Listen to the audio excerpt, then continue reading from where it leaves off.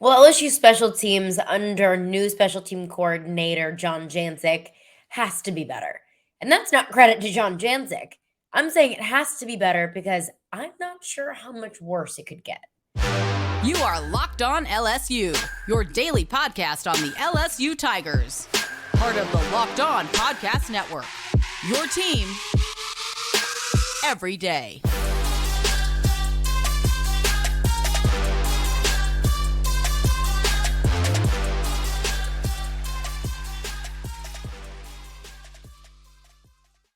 Well, thank you for making Locked On LSU your first listen every day. We are free and available wherever you get your podcasts. Plus, you can find us on YouTube as well. Just search Locked On LSU in the search bar, and you'll find all the Locked On LSU content you can watch and you can listen. My name is Caroline Fenton, and you can follow me on Twitter at CarolineFenton1. You can also find the podcast on Twitter at Locked On LSU. I appreciate all for being here always.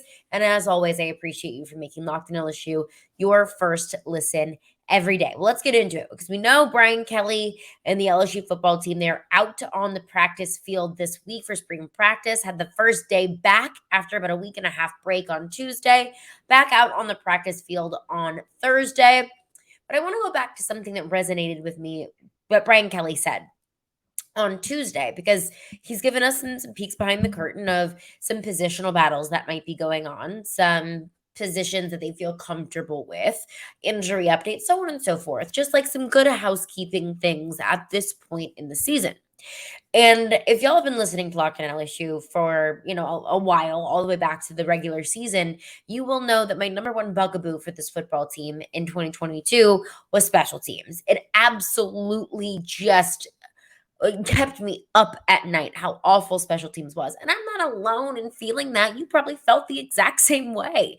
I mean, the number of games that was just kissed away by special teams, Florida State, Tennessee, you already just handed them 7 points right off the bat whenever Jack Bush couldn't field the opening kickoff. I mean, like, just stupid things. SEC championship game, missed field goal, and the special teams unit just runs off the field as Georgia returns it for a touchdown. It's just like handing points to really solid teams. And you can't do that. I'm getting myself all worked up. I'm getting red and hot just talking about it. But it's going to have to be better this year. It's going to have to be. I mean, Brian Polian obviously moved from special teams coordinator and recruiting coordinator to a full off the field roles in that sort of GM role. And I think that'll be great for Brian Polian. As long as he's not touching the special teams, I don't care where he is, but I think he's going to be good in his role, in his GM-esque kind of role. I thought he was really succeeded with that this past season. So in comes John Jancek. Now, John Jancek was in a strictly off the field kind of analyst kind of role this past season, defensive analyst role. He is elevated to the special teams coordinator and also Jack linebacker coach. Now, I want to get into that second part of his role coming up next. I want to focus on special teams now, because it was something that, like, whenever you talk about special teams, as much as I know I have talked about special teams over the past few months, all the way going back to the first game against Florida State this past season, it's either a really good thing or a really bad thing. If you just do your job on special teams, nobody cares. Nobody talks about special teams. You make your extra points, you get your field goals, you're able to get things moving on punt returns, and you don't give up 80-yard punt returns. Like, that's a good thing. That's why we're not talking about it. Or it's a really good thing. That, oh my gosh, the special teams unit is just so great. But we talked about it so much because it was so bad. And it'll hurt LSU in so many different ways. Some games, it didn't cost them the outcome. Some games, it did. Florida State game, you make just one of those blocked kicks, you win. Florida State game, you don't muff just one of those punts, you probably win. So it changes the game completely. So I don't like talking about special teams because it usually is a bad thing. But considering how detrimental it was to this football team this last season, it's worth talking about. Of course, like I mentioned, John Jancek elevated to the special teams coordinator, and that's something that I've been a little bit leery about, considering John Jancek doesn't have any true special teams experience. He's been a defensive coach in different capacities, linebacker coach, defensive analyst, defensive coordinators, and his stops along the way. He's had a variety of different defensive roles, never special teams. So that's a little bit of a red flag to me. But Brian Kelly was asked about special teams and what it would look like under new special teams coordinator John Jancek. This was Brian Kelly. Could you just shed some light on how special teams will be coached up and different roles with different guys? Mm-hmm. So John Jancek will coordinate, which will be the voice of what we're doing. And we're not – I was really happy with our scheme. I thought, as I did a deep dive on what we did special teams-wise, we fielded the ball poorly last year. We certainly, we're in a position where a walk-on was our kicker, and he had his moments, but he had some big kicks as well. I thought our punter was excellent. Our long snapper was excellent. So when you talk about the individuals, we had to address kickoff return and punt return and who that person was, and I think we went out and did that. But from a schematic standpoint, I like what we do. So there won't be many changes. There'll be some coaching points and some tweaks here and there. So John will be that voice. So the special teams scheme wasn't the problem. And I know Brian Kelly said there's nothing, they're not changing that because that wasn't the problem. It's not the special teams scheme that knocked the ball out of Jack Bish's hands on the opening kickoff against Tennessee. It wasn't the scheme that caused Malik Neighbors for the punts to just go woo right through his hands. It wasn't the scheme that told LSU to come off the field against Georgia in the SEC championship, even though the ball was live and Georgia returned it for a touchdown. That wasn't the scheme. It was the coaching, and it was the players. And I look at the special teams contributors for LSU this past season. Look at Malik Neighbors. I didn't know what to expect from Malik Neighbors this past year, honestly, going into the season. And when Malik Neighbors muffed those two punts, I thought, this is not a good sign. Fast forward to the end of the season, Malik Neighbors is the MVP of the Citrus Bowl. Malik Neighbors leads the team in receiving yards. So looking back at that Florida State game, yes, it was Malik Neighbors who muffed those punts. But whenever you look at guys who can contribute in their respective positions on either offense or defense, yet on special teams, they have these massive blunders, and it's repetitive. It happens week after week, month after month. That goes back to coaching. So that's not the scheme. And that's I'm glad that they're not changing the scheme. Honestly, I don't care about special team schemes, to be honest with you. I never think about special team schemes. Just field the punts, make your kicks. Don't get the kicks blocked. I know that there's probably somebody who's, very into the X's and O's of everything and very into schemes, and they're probably rolling their eyes at me. But just do your job. Just get the ball through the uprights. Field a punt. Catch a punt. That's all I ask you to do. So now that's what John Jancek is tasked with. They said they addressed some of those things. One, the special teams coordinator, just moving Brian Polian out. I think that was a wise decision. I would have been upset if they hadn't made that decision. Two, addressing punt returner and kick returner. I believe that's their intention with Aaron Anderson, a true sophomore coming in from the University of Alabama, transferring in. And of course, if you're familiar with New Orleans high school football, you absolutely know that name, Aaron Anderson, who was a breakout star at Edna Carr High School in New Orleans. So and he was, one of the best punt returner, kick returners in high school football that year. So I think that's what they mean by addressing it, is they're bringing in personnel, and they're also bringing in a coaching staff, a team of coaches. It's not just on John Jancek. It'll be John Jancek and a team of special teams coaches that are going to be coaching these guys up. And to the point, kicking wasn't the problem. Long snapping wasn't the problem. Punting wasn't the problem. It was truly punt return, kick return, and kicking wasn't outstanding. It wasn't perfect. Damian Ramos wasn't perfect, but Damian Ramos absolutely was not the problem with special teams. I step away from that season and say, I think you did a solid job. So Brian Kelly says they addressed it. I don't know what to expect from John Jancek as a special teams coordinator, since we have no experience or prior history. But I go back to what I said in the beginning. I don't know how it could be worse. Knock on all the wood. But that's not going to be John Jancek's only role. He's also going to be filling in as a Jack linebackers coach. What does that mean exactly? We'll get into that coming up next. But before we do that, I want to tell you, of course, about my favorite sportsbook app, the FanDuel Sportsbook app. The NCAA tournament is heating up. We're going to finish up Sweet 16 tonight. We've got Elite 8 action coming up tomorrow, and there is no better place to get in on the action than FanDuel, America's #1 sportsbook.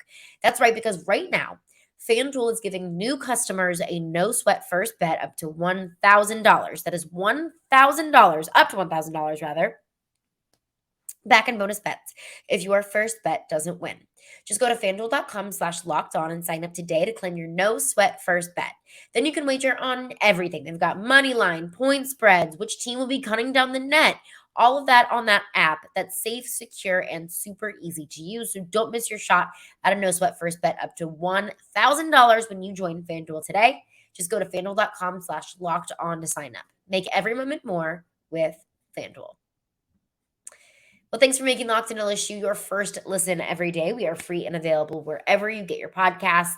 John Jancek is elevated from a completely off-the-field defensive analyst role and is now filling in a special teams coordinator role. But that's not John Jancek's only role. John Jancek also is going to be overseeing the jack linebackers, which is a very niche and specific position to not just be a linebackers coach, but to be that true pass rusher kind of role. Like that's going to be the one role that he oversees, that one individual player that he oversees, or maybe a group of players who fill in to play that jack role, depending on whatever defensive scheme you're rolling out. That's going to be his sole role. And while I look at John Jancek, I'm a little bit apprehensive about his role as special teams coordinator just because he doesn't have experience with it.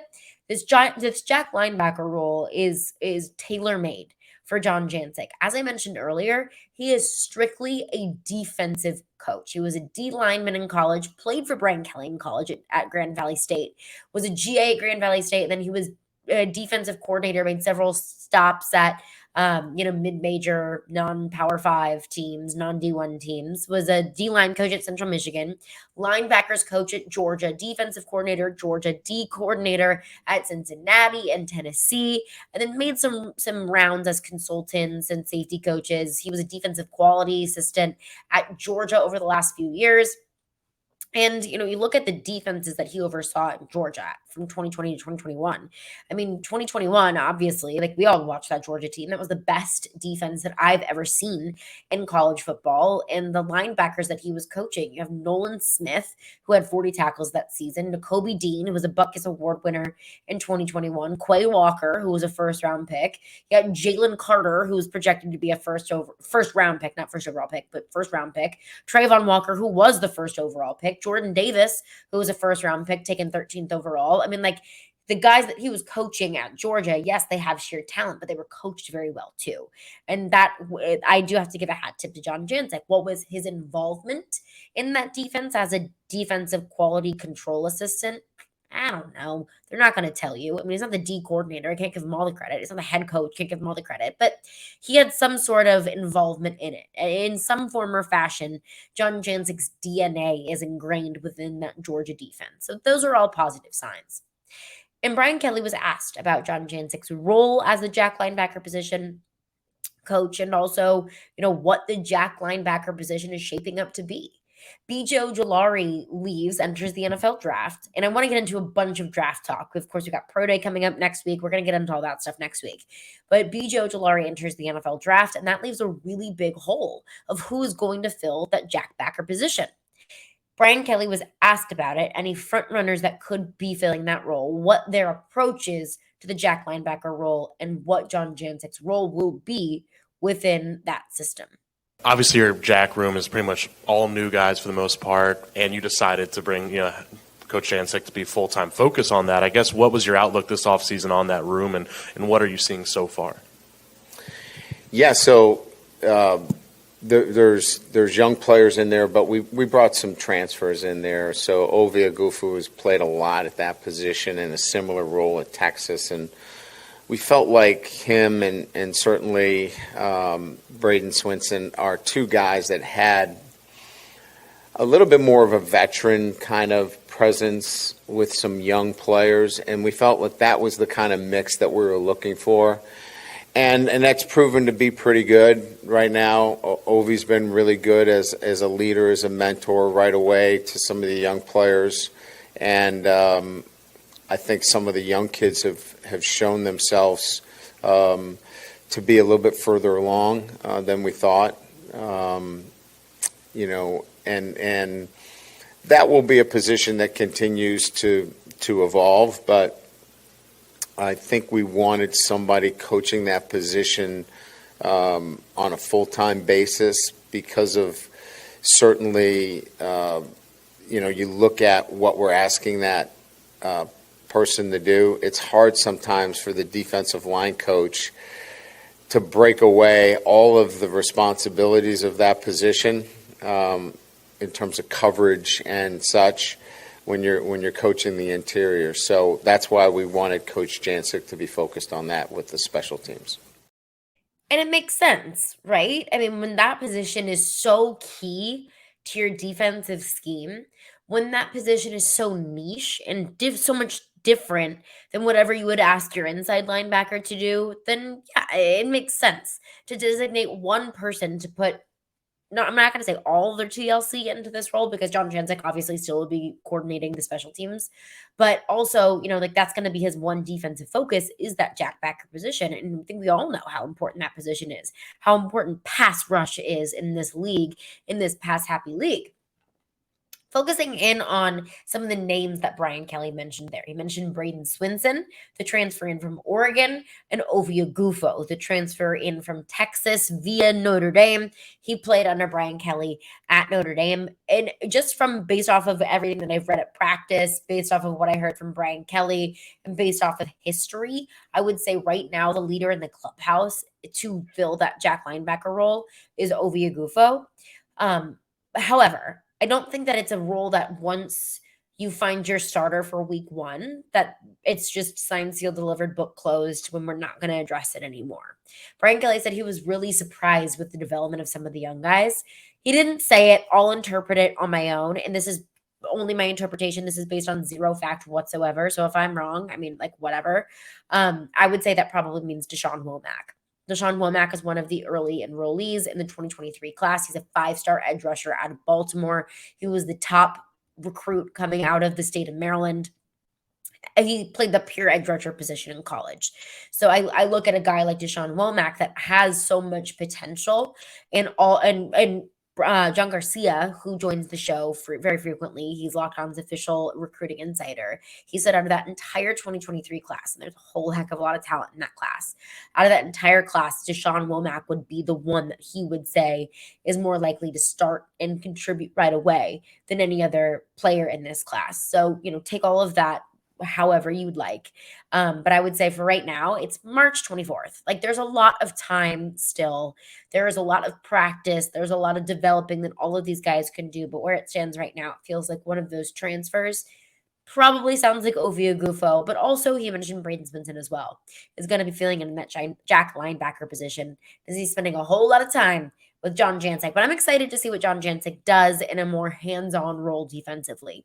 Comes from an off-the-field role into an on-the-field role and a very specialized on-the-field role defensively. So I'm excited to see how that position shapes up, especially coming off of the former jack linebacker being so beloved and being such a force, a dominant force on the football field and such a dominant force within the locker room as a leader. Number 18, BJ Ojulari. Coming up next, some shakeup in LSU basketball, men's basketball. And I don't think that it was unexpected, but I still think that it might make you feel a little uncomfortable. And we'll work through it. I'll talk you off the ledge, and we will do that coming up next. The Build March Madness bracket is here, and we know that you have a favorite bar or puff, and now is your time to make it count. So go to builtmarchmadness.com to vote for your favorites. You know that I will be voting for the churro bar. I love churros. I love the churro bar. It is so delicious. And if you want, whatever team to win, then you'll be voting for that bar too. So let's say the LSU women's team, you're going to be pulling for them all weekend. They start their Sweet 16 play on Friday, so you can support your team and support your bar or puff.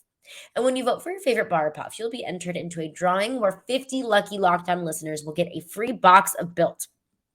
Not only that, but there's going to be one super, super lucky Locked On fan that will win a 12-month subscription to Built to have Built's best bars or puffs delivered monthly straight to your door. I would give anything to have Built delivered straight to my door every single month. Talk about a dream come true.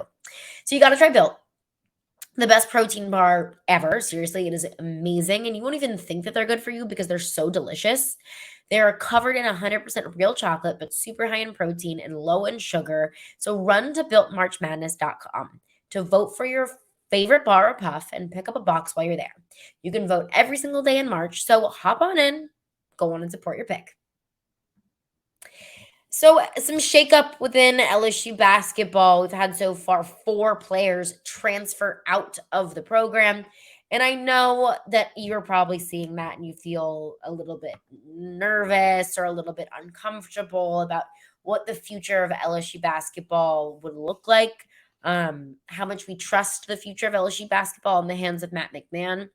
I'm here to talk you off a ledge a little bit. Okay, we know Justice Williams, Justice Hill, and also Kendall Coleman have transferred out of LSU. And also Cornelius Williams, true freshman, is transferring out as well. First, I'll ask you, what did you expect? What did you expect? Justice Hill followed Matt McMahon to LSU from Murray State. He spent 2 years at Murray State. And LSU was the worst team in the SEC this year. I mean, some of these guys, they want to go win. They want to go where they can win a championship. And I don't know where that's going to be.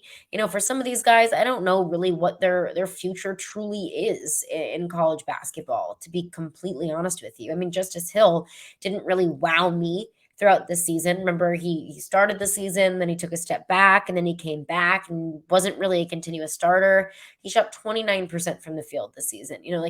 No disrespect to Justice Hill, but losing him isn't going to be the utter and complete implosion of this program.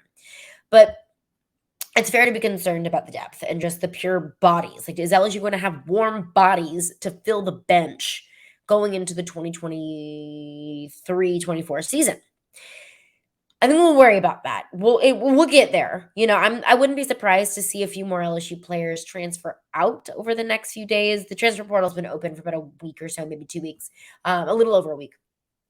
I wouldn't be surprised to see a couple more players head out of the transfer portal. Remember, they can enter the transfer portal and they can always come back. They may want to go and sow their wild oats, see what other opportunities lie for them elsewhere. Could be NIL opportunities, could be more playing opportunities. They can always come back. But when it comes down to it, it's time for LSU to get the dogs that they need to compete in the SEC. The SEC was the best conference in college basketball this past season. And that's not an SEC homer take, but it's the truth. I mean, look at the sheer number of SEC teams that made it to the NCAA tournament. Alabama, a 1 seed. Tennessee, Mississippi State, Missouri, Kentucky. The list goes on and on of really, really solid to elite teams that were competing in the SEC. The middle of the SEC was still really solid. So LSU didn't have the dogs to be able to compete in the SEC this past season. They need to go out and find that. That's what Matt McMahon is tasked with this offseason. And it's not an easy task, because how attractive does LSU look to either a player in the transfer portal or a recruit right now? They have 2 signees where it stands, but you need more to replace the number of players that you're going to lose. So how is Matt McMahon going to sell this team? How is Matt McMahon going to sell this program when the only sample size that they have of his body of work in Baton Rouge is a really bad season when you were the worst team in the conference? I don't know what he's going to do. I don't know how he's going to do it. Matt McMahon deserves time to be able to figure it out. I know that everyone wants to call for his job. Give him time. There is an expiration date on that at some point. And we talked to Jason Jordan, who's a college basketball insider. And I asked him, I was like, I know we're impatient. LSU fans are going to be impatient, but how much patience should we truly have? And he said, give him 2 years. Give him 2 years to go out there and get his guys and let him cook. He said it's still LSU. It's still the SEC, which I think it carries weight. Absolutely. Absolutely, it carries weight. So give him some time to get his guys in here and start to build it. If beyond that, he still can't win games, you're still at the bottom of the SEC, you're still a bottom feeder, then you got to part ways. But at this point, I'm not going to think about that. I'm thinking about how Matt McMahon can improve this program. Don't be surprised by the players that are leaving via the transfer portal. This wasn't a very good team. Don't be surprised. They'll bring in more talent. At least we can all hope. That's going to do it for me today. Y'all have a great weekend. Thank you for making Locked On LSU your first listen every day. For your second listen, check out Locked On College Basketball. They got all the good stuff that you will need for the tournament as we enter into Elite Eight play. Experts Isaac Shade and Andy Patton bring you everything that you need to know on and off the court. Plus, you can hear from big-name experts, coaches, and players throughout the college basketball landscape. Locked On College Basketball, available on YouTube and wherever you get your podcasts.